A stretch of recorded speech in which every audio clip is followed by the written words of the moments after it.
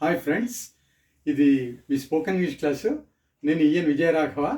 ఈరోజు మీకు స్పోకెన్ ఇంగ్లీష్లో ఈజీగా ఎలా మనం నేర్చుకోవాలనే దానిపైన ఫస్ట్ చాప్టర్ అనేటువంటిది నేను మీకు ఎక్స్ప్లెయిన్ చేస్తున్నాను.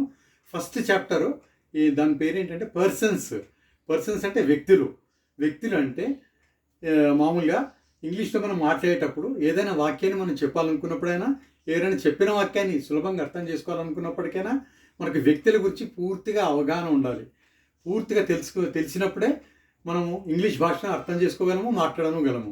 అందుకని ఫస్ట్ నేను మీకు పర్సన్స్ గురించి చెప్తాను. ఫస్ట్ చాప్టర్లో ఈ పర్సన్స్ ఏడు పర్సన్స్లో ఒకటోటి ఆ పర్సన్స్ మీనింగ్స్ ఏంటి అనేది మీకు పూర్తిగా ఒకటోటి మీకు అర్థమయ్యే విధంగా చెప్తాను. ఫస్ట్ పర్సన్స్లో ఫస్ట్ వచ్చేది ఐ అంటే నేను. తర్వాత నెక్స్ట్ వచ్చేసి సెకండ్ది వి, మేము లేదా మనము. ఒకరికంటే ఎక్కువ ఉన్నప్పుడు వాడాలి ఇది వి అనేది. మళ్ళీ తర్వాత యు అంటే నువ్వు కానీ మీరు. ఒకరికంటే ఎక్కువ ఉన్నప్పుడు వాడచ్చు, లేదా ఒకరికి కూడా వాడచ్చు. ఇది నువ్వు, మీరు. ఇది మూడవది. నాలుగవది వచ్చేసి హీ, అతను. ఇది మగవాళ్ళకి సంబంధించి ఒక వ్యక్తికే అతను ఉన్నప్పుడు ఇది వాడతాము. షీ అనేది ఆమె, ఆడవాళ్ళకి సంబంధించి ఒకరున్నప్పుడే, ఒక వ్యక్తి ఉన్నప్పుడే వాడాలి షీ. ఇట్ అనేటువంటిది మామూలుగా ఇది లేదా అది అనే యొక్క అర్థాన్ని కలిగి ఉంటుంది.